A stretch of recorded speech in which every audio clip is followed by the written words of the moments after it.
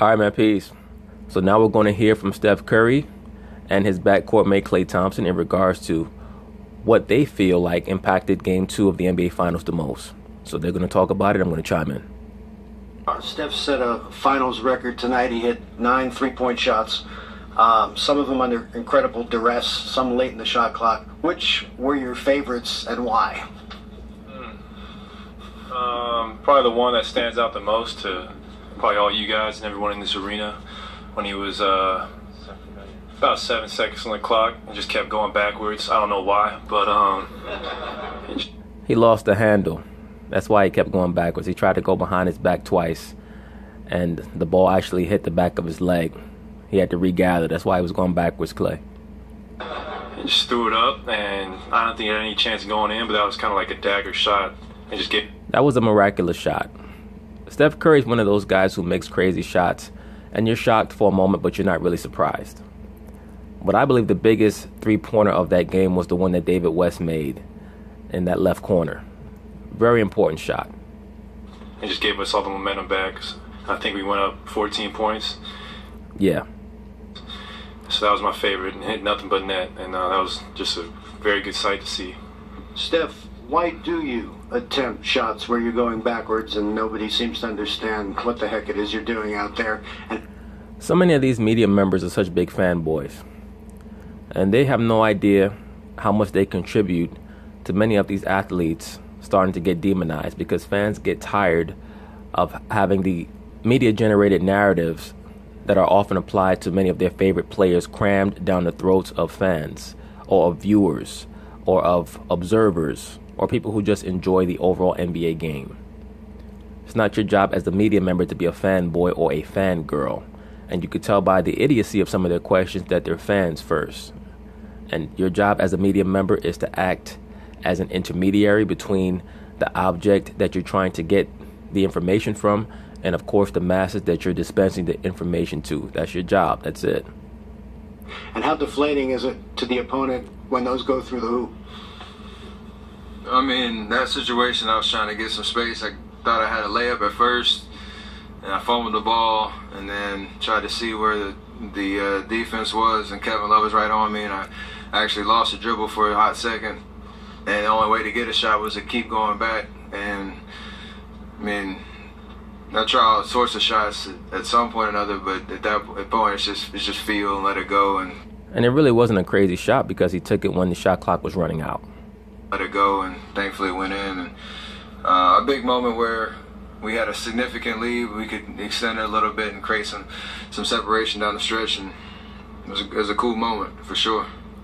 Very big win for you guys, because I think that it aided in chipping away at LeBron James psychologically. For those of you who paid attention, he stormed off the floor. And I stated this during last year's finals. You'll see LeBron James and his demeanor incrementally change with each loss. That's how you break him down, because remember, he's very emotional. So after Game 1 losses, he tends to still be positive, even though after this year's Game 1 loss, he was extremely down and psychologically broken because he felt like that was their best opportunity to win a game in Golden State.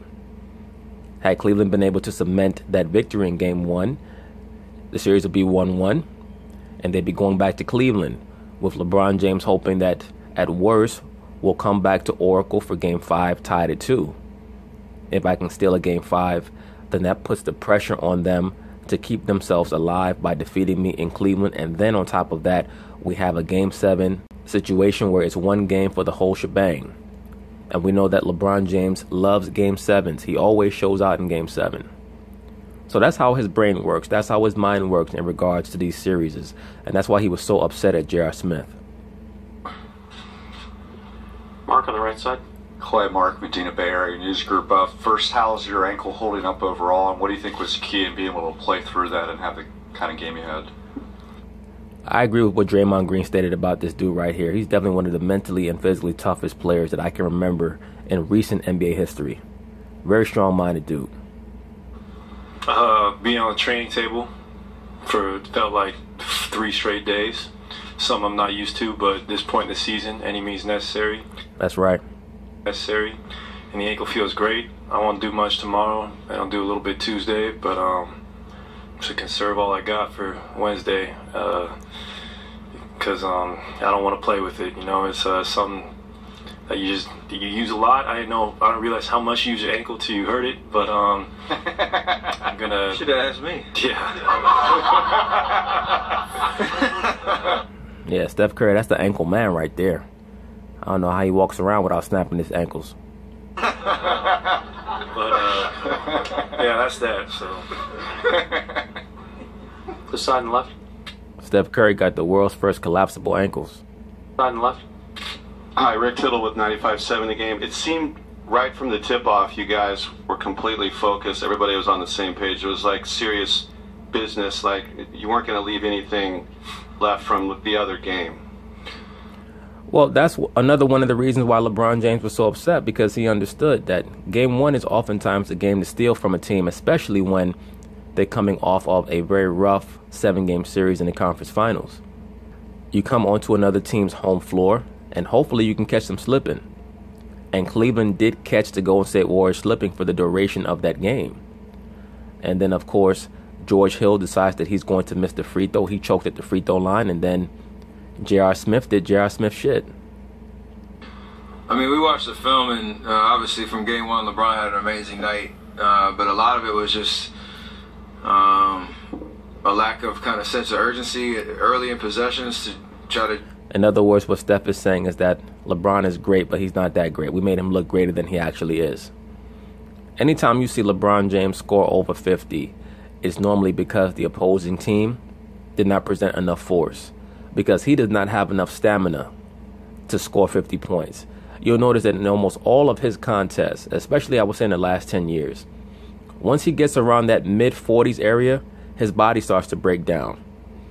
Now, he had a few 50-point games in the late 2000s, and of course he had the 61-point game while he was in Miami against Charlotte, but that's when he was blazing hot from three. Almost every time that you see LeBron get into that mid-40-point, maybe upper 40-point range, his body is just about to break down, because he's carrying around so much muscle mass that there's not much that his body can do after it reaches that breaking point, that threshold. So I'm sure that Steph Curry and his teammates, when they watched the film of LeBron going for 50, they said, wow, he was really hot. But we gave him a lot of free reign to the basket early on. And you'll notice that in the second half onward, it became much more difficult for LeBron to score. I mean, at one point, he was 13 for 16. He ended the game 19 for 32. So that means that he was 6 for his last 16 in that game. Try to just be physical. Klay, Draymond, and KD especially were huge, you know, in that transformation to Game 2 with just putting up a little bit of resistance and just trying to make them work. And beyond that, KD played a much more proficient game. He wasn't out there trying to win the MVP award. He was staying in his pocket. And I say this all the time. KD is at his best when he works in that range there, right in that 18 to 20-foot range. Of course, he can make three-point shots. But for the most part, the only player that I like to see taking three-point shots off the dribble on their team is Steph Curry. Klay Thompson is much better in the catch and shoot, even though he made a great three-point shot off the dribble somewhere in the third quarter, I believe it was, when he ran a one-man fast break and pulled up for three on the right-hand side of the court. Very big three-point shot as well. But for me, the only player that I like to see taking three-point shots off the dribble on their team consistently is Steph Curry, because he does it by far the best on their team and in the league. Can work. And we still have some slip-ups and things we can correct going into Game 3, but energy and effort and physicality and all that from the jump was pretty dialed in, and it gave us a lot of momentum and confidence to have a better start to the game and then sustain that over 48 minutes for sure. Anthony, third row was second. Anthony Stay with the Athletic. Steph, you've always had that kind of pass and scatter to the corner three in your repertoire, but suddenly, really since the middle of the Houston series, you're doing it a ton. What sparked that, and why is it working so well?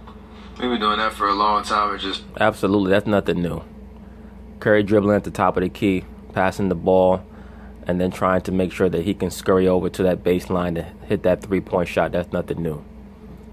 It's easy to lose him in traffic because he's very elusive, very quick, and then his shot release is so fast that if he can get a crisp pass on the baseline, it's almost always going to be a clear look. all the time. It's just everything's under a microscope in the playoffs, and especially how teams guard us. With a lot of switching and things like that, you got to find different ways to create space. You can't. ISOs are great, and we have guys that are capable of doing that all across the board. But when we keep the ball moving and keep bodies moving, good things usually happen. So I think that's when we're dialed in offensively, we're really efficient with getting into the paint, kicking it out, finding an open guy, whether it's me relocating to the corner, or Klay coming off a pin down, or Draymond getting an open three. We've been pretty locked into that type of offense for sure. Rachel in the fourth row. Klay, you said yes. So that's pretty much it for Steph Curry and Klay Thompson's post-game presser. Peace.